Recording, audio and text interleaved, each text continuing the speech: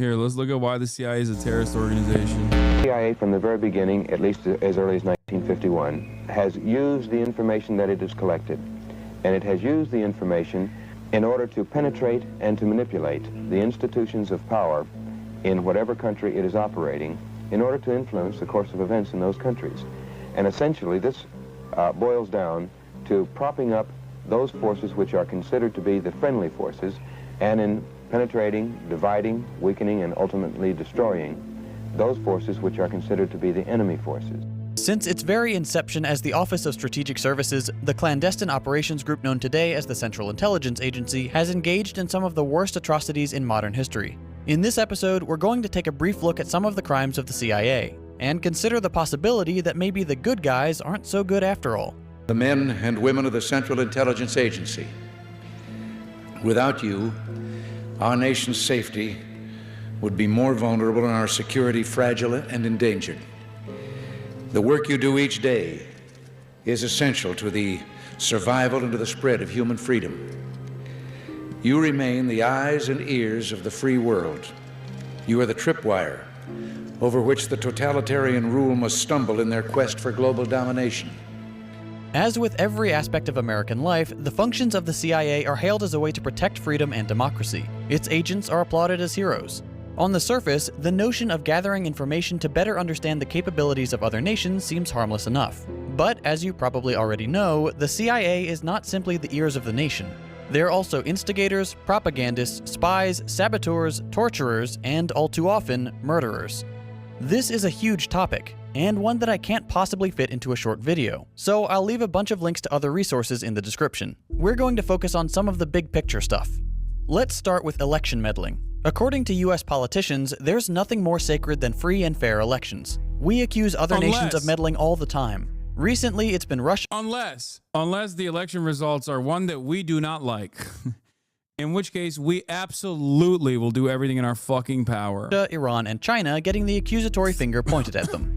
But as much as we want to project an image of our nation as a shining beacon of truth and freedom, we are the worst offender when it comes to meddling in foreign affairs. And it's not even close. The CIA isn't a fan of subtle manipulation. The intelligence agency wants the world to see the results of whatever election or administration they're disrupting. What they don't want is for people to know they're the ones pulling the strings. According to one study, the CIA had engaged in 81 overt or covert interventions in foreign affairs between 1945 and 2000. And that's just the ones we know about, and not even counting the constant meddling and destabilization of the last 20 years. The CIA's weapon of choice for foreign meddling is the military coup. One of the earlier examples is the overthrow of the democratically elected Prime Minister of Iran. Based on what you know about US priorities and the resources of the Middle East, what do you think was the catalyst for this coup? If you said oil— Is this voice AI? Yes, dude, everything is AI. The artwork is AI, the voice is AI, I'm AI, you might also be AI. There's nothing real anymore. Everything is AI. I feel like Zoomers' brains are so fucking broken, dude. Oh my God, every fucking video that we watch is like, is this AI? Is this AI? It's not! Jesus Christ. Congratulations, you're right. The US beating up other countries for their oil isn't just a meme. Masada had nationalized the Iranian oil company, which negatively affected US and British economic interests. To make matters worse, from a US perspective, Masada, while not a communist himself, had earned the support of the Iranian Communist Party. As you'll come to see, one whiff of successful non-capitalist economics and the CIA is called in to destroy everything. In this particular instance, Winston Churchill and President Eisenhower decided to overthrow the government of Iran. The CIA paid some of Tehran's most violent mobsters to stage protests across the city, and orchestrated trucks and buses full of people to come in and seize the area. Between 200 and 300 people were killed in the conflict, which of course the CIA expected would happen. The intelligence agency then propped up a government under the rule of the Shah, who reigned as a monarch heavily dependent on US support to maintain power. Masada was arrested, convicted of treason by the new US-friendly government, served 3 years in prison, and spent the remainder of his life under house arrest, all for the crime of trying to lead his country out from under the boot of Western imperialism. The truth about this coup wouldn't come to light until 60 years later, in 2013, when CIA documents on the subject were declassified. These documents prove the CIA's planning and execution of the coup, their use of propaganda, bribery of politicians, security and military officials, and their approval at the highest levels of government. You may be thinking, okay, if they declassified this information, that means they don't do that kind of thing anymore, right? Well, no. Have we ever tried to meddle in other countries' elections?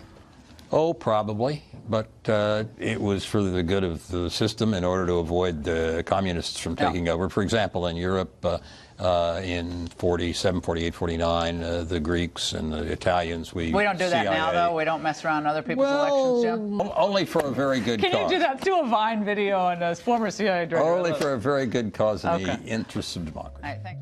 Laura Ingraham clearly gave this guy the chance to lie and say that we don't meddle anymore, but he didn't take it. The CIA director openly bragged about meddling in foreign affairs for, quote, very good reasons. Call me idealistic, but I don't think there's any reason for a country to disrupt the election process of other nations. But here we are. It's out in the open that we do it to this day. Here's another example of a CIA operative bragging about the types of crimes the agency commits. We need to make the Iranians pay a price in Syria. We need to make the Russians pay a price. The other thing I would do... We make them pay the price by killing Russians? Yes.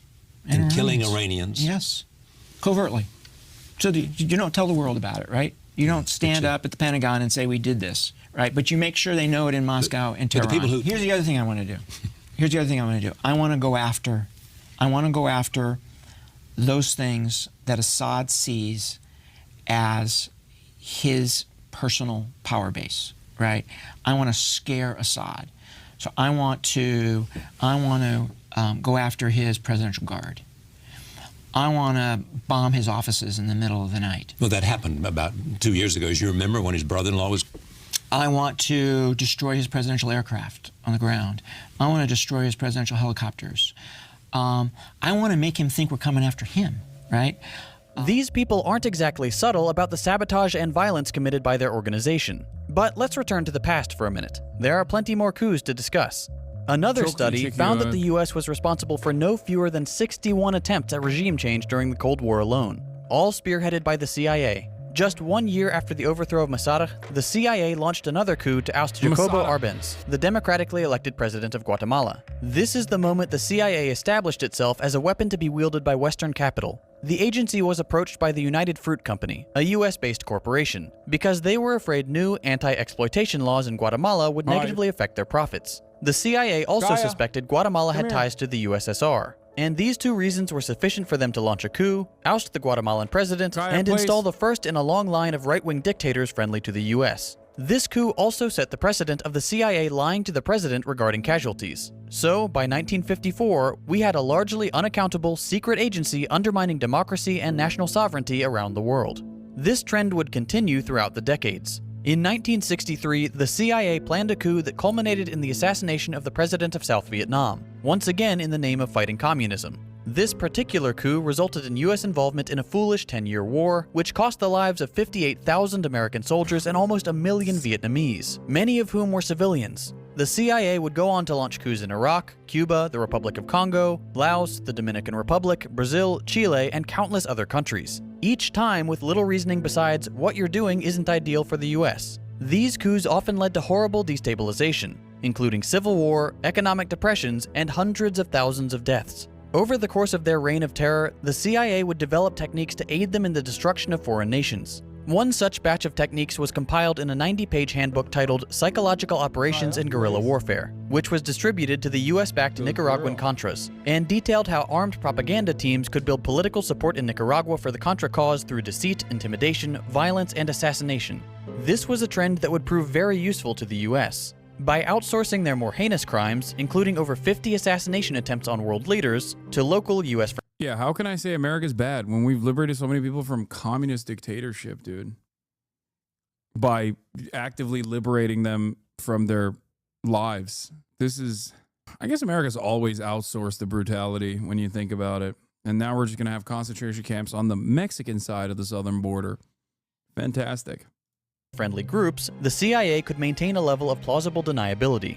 Here's former CIA officer John Stockwell discussing his time in the agency and what their goals were. They undertake to run operations in every corner of the globe.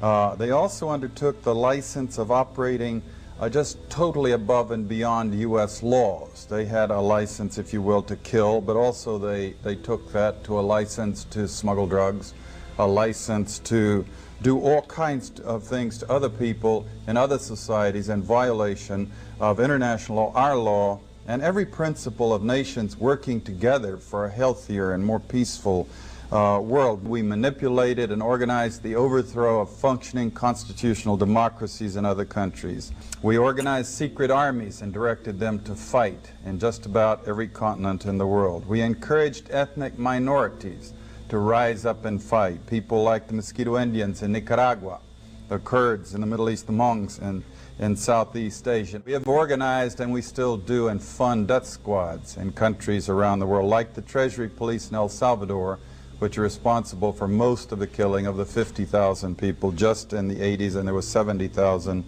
before that. And orchestration, CIA, secret teams, and propaganda led us directly into the Korean War. We were attacking China from the islands, Quemoy, Matsu, Thailand, Tibet. A lot of drug trafficking involved in this, by the way, until eventually we convinced ourselves to fight the Chinese in Korea, and we had the Korean War, and 1 million people were killed. Same thing for the Vietnam War, and we have extensive documentation of how the CIA was involved at every level, or the national security complex, because it's a very cooperative thing, into manipulating the nation into the Vietnam War. Let me just put it this way. The best heads that I coordinate with studying this thing, we count at least, minimum figure, 6 million people who've been killed in this long 40-year war that we've waged against the people of the Third World. But funding coups and destabilizing entire regions takes a lot of money. Luckily for the CIA, their scope of work was broad enough to include a particularly lucrative industry, drug smuggling. At least as far back as the Vietnam War, CIA operatives were heavily involved in trafficking drugs into the United States. CIA planes would make routine trips to and from places like Costa Rica and Honduras, working with cartels to secure massive amounts of heroin and cocaine, which they would then shuttle back to the US and sell for a healthy profit. Because of their secretive line of work, these planes could land in places where normal customs regulations don't apply. It's a dream scenario for drug smuggling. The piles of money the CIA makes from this practice have directly funded the undermining of democracy throughout the world, with the added effect of introducing harmful drugs to the American population. I mean, we would never do that now, right? Like, obviously, we would never like invade a foreign nation and seize control over its poppy fields and keep it going. We would never do that. Accelerate opium production that suspiciously never made its way to America, only the European market. Oddly enough. Population. Drug running and coups are bad enough, but what really makes the CIA a terrorist organization is their fondness for bizarre, questionable, and sometimes downright evil experiments. Since the end of World War II, the intelligence agency has experimented with everything from chemical weapons to biological. Yes, I'm talking about Afghanistan, but Afghan poppy never made its way. What the fuck is happening? This dog is panting like crazy. You okay? You got a big walk in, huh? Biological weapons to mind control and death rays. The CIA is on a never-ending quest to find new ways to secretly kill or otherwise control their targets. You may have seen the movie The Manchurian. Only 95% of European heroin comes from Afghanistan. Shit, my bad. I'm sorry. I apologize. My mistake. Candidate. The film was based on the CIA's experimental mind control program, where a subject would be hypnotized and programmed with an activation word or phrase, something that, when heard, would trigger their CIA training and turn them into a sort of deadly automaton. The CIA wanted to create these sleeper agents and plant them in target countries around the world. It sounds absurd, but the Cold War was a scary time, and the CIA...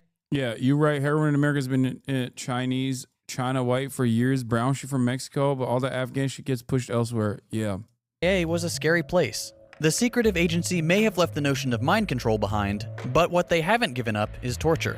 Torture is something that no human being should be capable of doing to another, but it's part of the standard CIA toolkit, and it has been for years. This really only came to the attention of the American people during the Iraq War, when the horrific images from secret prisons and black sites like Abu Ghraib found their way onto US television screens. Waterboarding, sensory and sleep deprivation, dogs, insects, electrical shock. All of these and even more twisted techniques were used to get supposed criminals to confess, or get war prisoners to give up valuable information. For years, the gruesome details of America's so-called enhanced interrogation program were hidden from the public. Bits of information trickled out slowly over the course of the Iraq War and the years following. Now, nearly 2 decades after the CIA fabricated the intelligence that led us into war with Iraq, a fuller picture of the horrors of CIA black sites has been assembled.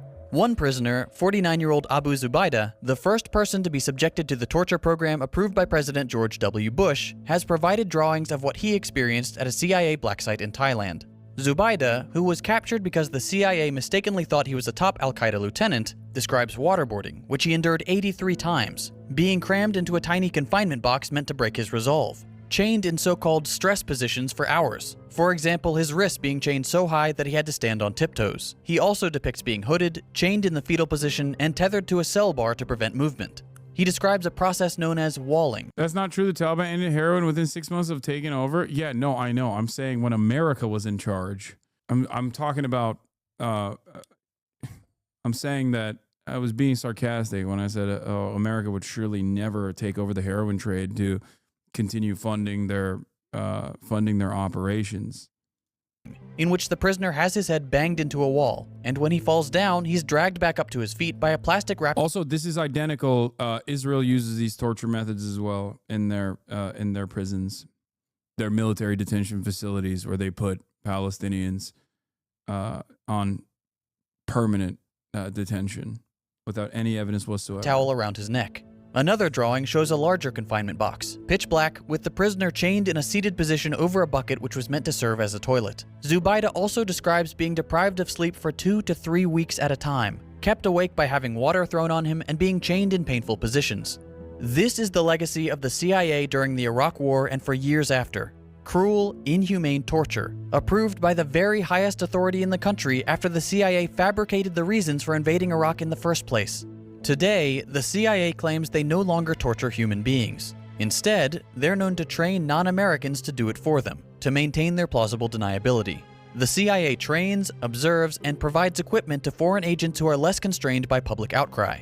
The torture continues, but now the CIA can claim that they're not the ones doing it. The question you're probably thinking is, why? Why would our country allow this organization? This is part of it. Like, this is what I was saying. It's like outsourcing. We outsource everything. We've always outsourced shit, but like, I think part of the reason why CIA doesn't have the same motion it once did was because like, when you outsource everything, you don't have the same level of control over all of your facilities, all of your capabilities.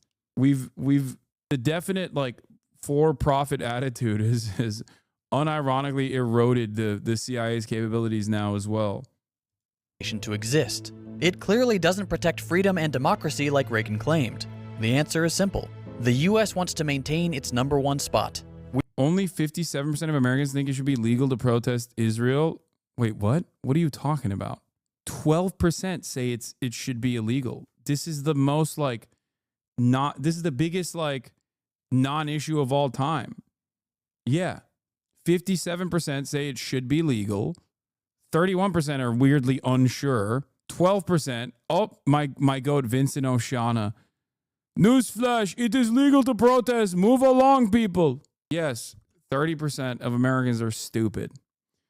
12% of Americans that respond to this poll are fucking psychopaths.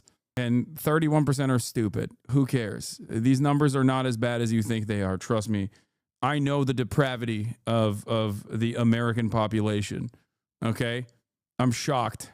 We're currently the sole world superpower, and in order to maintain that position of power, the country needs to make sure that the rest of the world depends on us, and it needs to make an example of alternative economic structures that would undermine the notion of American capitalist supremacy. But don't just take it from me. Here's former CIA operative and whistleblower Philip Agee talking about the US relationship with Cuba and why we were so adamant in destroying them.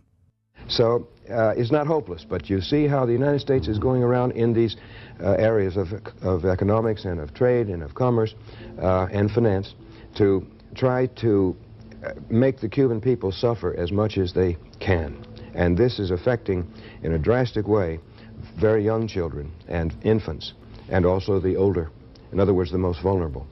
And it is an eternal shame on the United States, in my opinion, that we would do such a thing to an entire country, just because we don't like the system, just because they won't come under our protection, basically. It's a kind of a mafia attitude, and it has been that way since Eisenhower. Well, that's capitalism. Well, it's also the United States and our tradition of being very nervous when we don't control something. And when a country like Cuba slips out from under our control, after we had ruled it practically as a neo-colony or a protectorate for 59 years or so, then it makes people nervous because they know that if the Cubans are successful in their example of being able to provide as a poor country the best medical care in the third world to the whole population, because it's an inclusionary system. It's not like we have here, where you have this huge bulk of the population, you know, marginalized. But there, if everybody can have adequate medical care, if the schooling is adequate for all, and remember, Cuba has more doctors and more teachers per capita than any country in the world. And they have succeeded in these areas, and it's all state supported, which means people don't have to put money out for the medical care or for, they of course pay the cost indirectly as a whole society, but they don't have to pay the bill in the hospital and so forth. And so that cannot be allowed to stand. It's a very bad example for the United States. So there's a very large mass of people out there who can look at Cuba and say, well, if they can do it, and on a per capita income of $2,000, $2,500 a year, where ours is $22,500 a year, what's wrong with our system? I mean, maybe we ought to consider an alternative.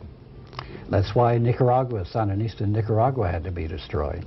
Exactly. They were a bad example, and that's why Grenada had to be destroyed, because any movement that comes to power with the idea of providing for all the people and of escaping the control of the United States and its economy, let's say the corporations and so forth, then that is bad news here in the United States in the upper circles of power.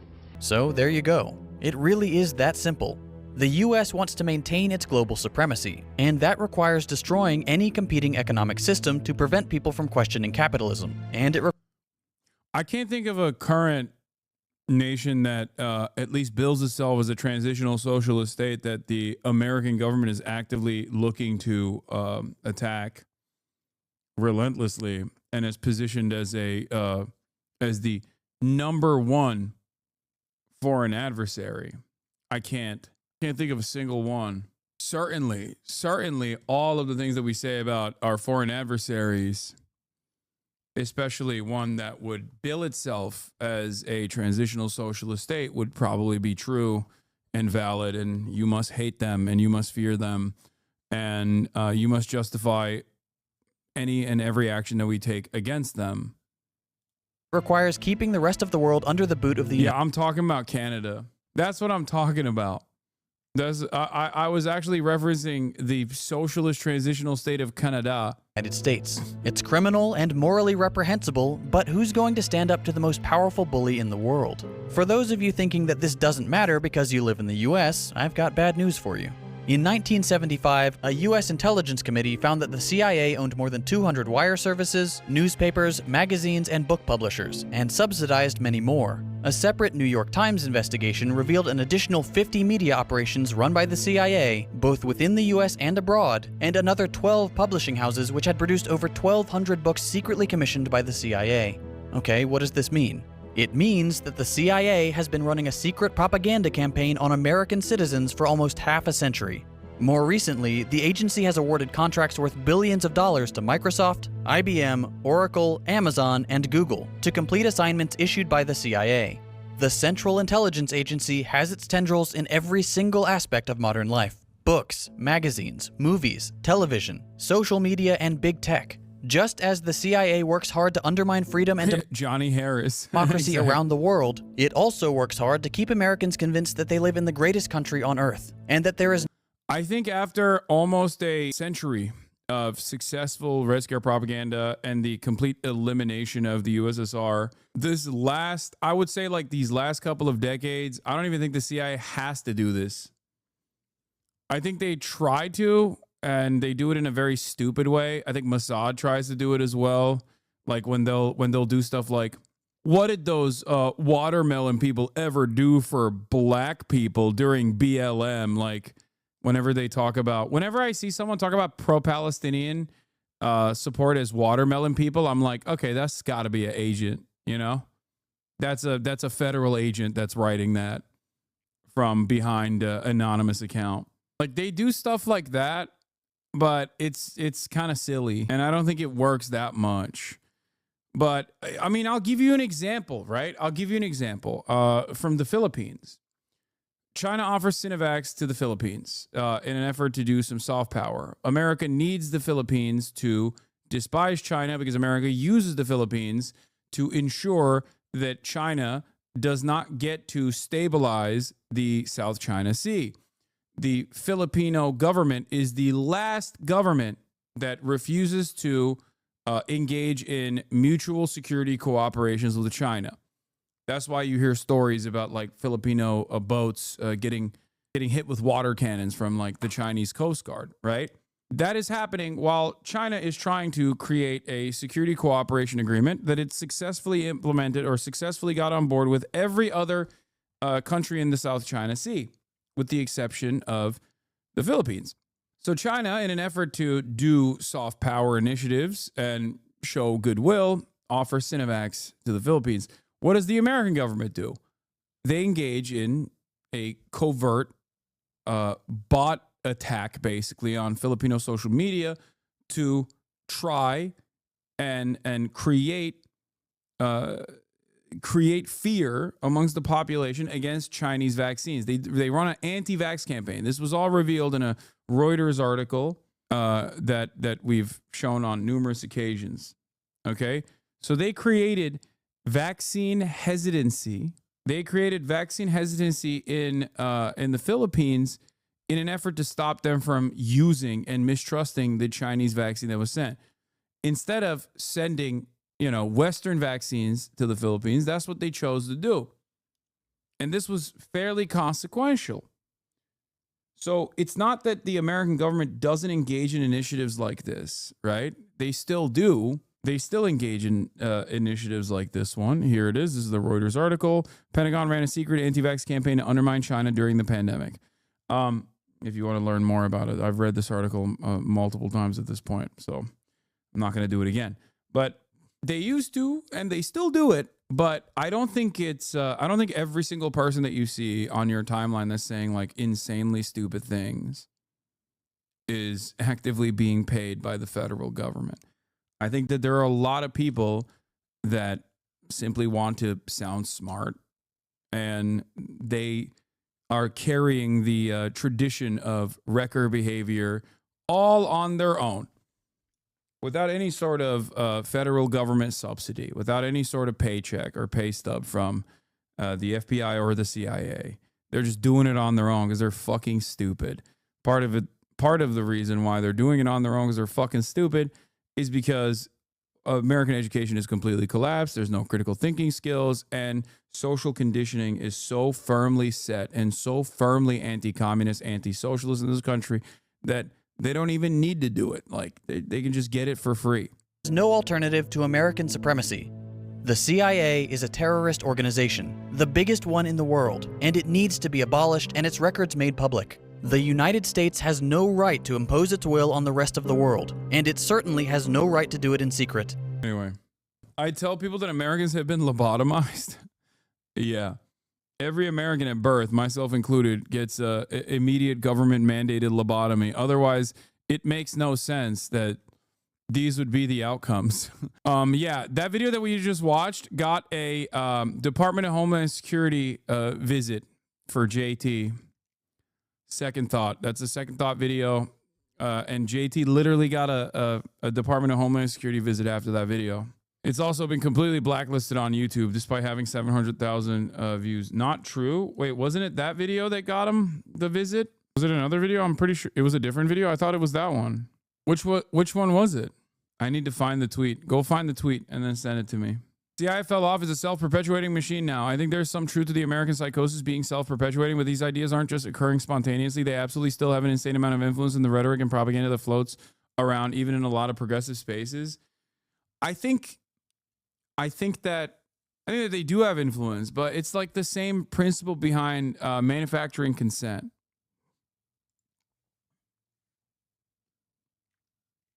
Yeah, it is. I was right. It's the CIA video, no? Yeah. This is going to be an important thread. This thread was prompted by YouTube shadow banning my new video. Yesterday morning, I released, a video titled CIA is a terrorist organization. Unsurprisingly, it was instantly demonetized. Fine, I'm used to that. After the video went live, I got the usual comments. Clicked as soon as I saw the notification. Views were slightly disappointing, but par for the course for a demonetized video. The video no longer appeared in the subscription feed. Wait, what? This was an obvious lie. And an insulting one at that. Remember that video was only age-gated. Why wouldn't my video on the CIA, which did not show any explicit violence, receive a harsher treatment?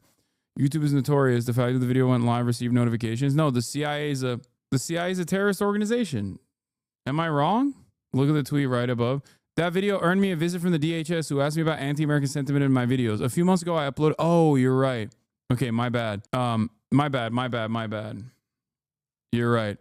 I uploaded a video on police brutality that showed explicit acts of violence by the police, and it was understandably age-gated. The video was appropriate only for older audiences, but did not break any of YouTube's terms and conditions. That video earned me a visit from the Department of Homeland Security, who asked me about anti-American sentiment in my videos. That was the first time I realized, wow, I guess people really are monitoring what we say and are willing to try and intimidate us.